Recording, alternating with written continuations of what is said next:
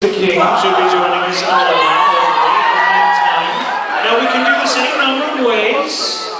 Mr. Todd Habercorn here to my left, Ever the Boy Scout, has brought an episode for us to watch if we want to watch. So we'll watch an episode and do questions, watch an episode. What do you think? What episode? It's episode 3, which is good. So I'm hearing commentary. So you want us to do like a running commentary while we watch episode 3?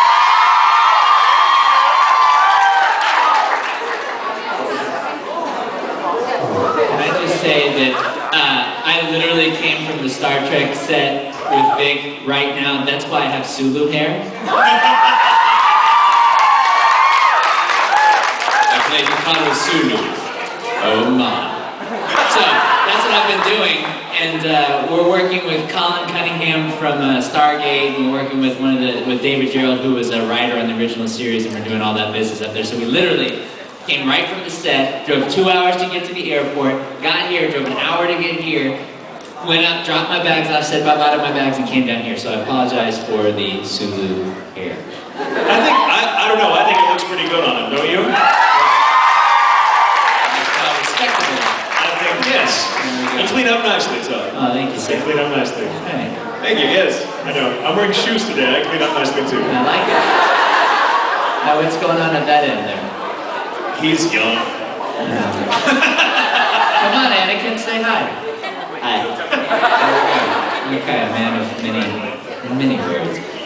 So it's good to see the town we're filming in has an average demographic of 60 to 85. So it's good to see people 25 and under. It's shocking. I haven't seen that in a little while. So.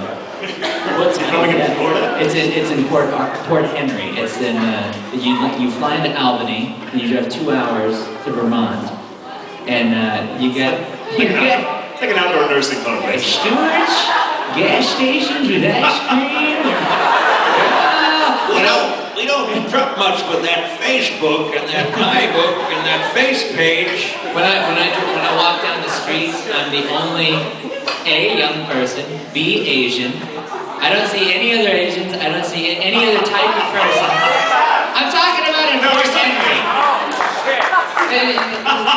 He was going to call your bluff. He's like, no. You are not the only piece of fruit top. Say whatever I want. But yeah, so that's what I'm coming from. That's awesome. You are, man, hardest working man in show business. He's like the James Brown of our industry. Oh, no. I'm no Vic Mignogna. I'm sitting there where Vic and I are sharing a... Look, I'm just going to say this. You and Vic were on the same flight. You were here. I don't see you. So, I'm saying, I think you work a little harder than he is if you're here and he's not. He has a panel. Please don't tell him I said that when he comes, please.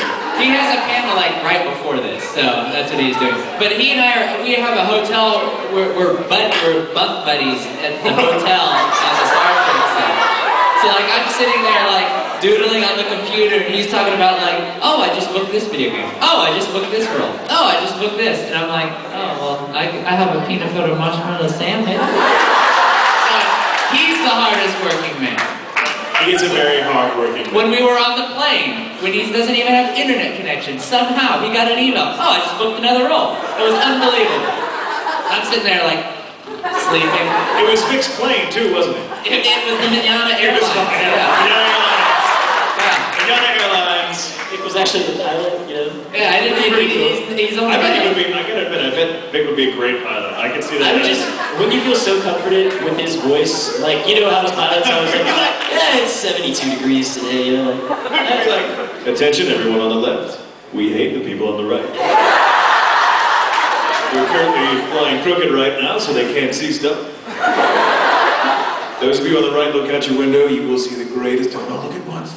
You have the greatest view out your window. When we start our initial descent, you don't have to put your tray tables on. That is Vic as a pilot. Thank you. I'm here all week now. No, it is kind of funny because like he's typing on the laptop up to the last second. Like they're like, and now we're beginning our descent to the greater Cleveland area. Coming in at an altitude of about 4 feet.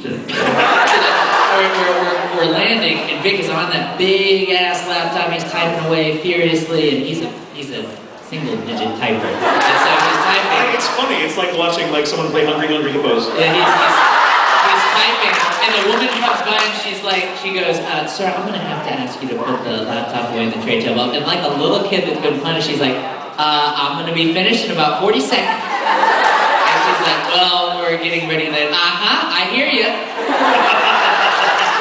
And then he does this number. Don't you dare tell him I told you this. And he went like this. Whatever. He goes like this. He goes, and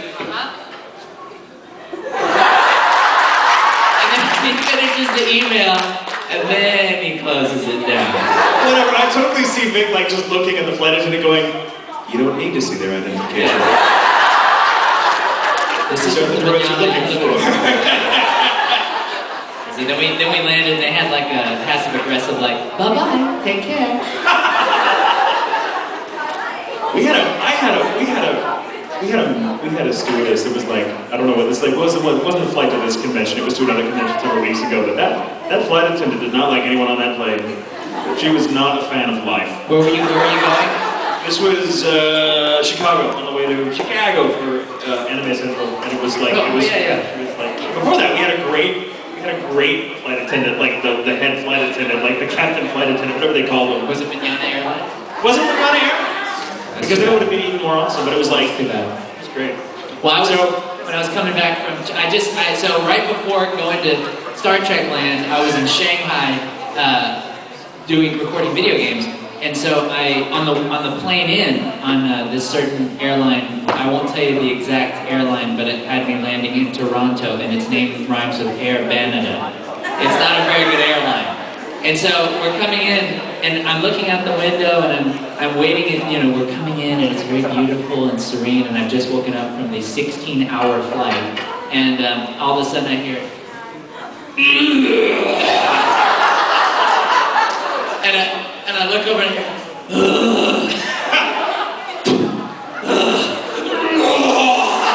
it's this old Chinese woman throwing up into a bag, and her husband's like, "Yeah, fellas, stand back, she's all mine." Excuse me, did she have the chicken or the beef? Yeah, it was disgusting. I had it all from the look of the smell. But it was just like, And like everyone on the plane is like, oh. Yeah, and then she looks up over at me and I go, "I'm sorry, sister, I can't help it." She's like, Ladies and gentlemen, coming to you after over 15 years of experience in the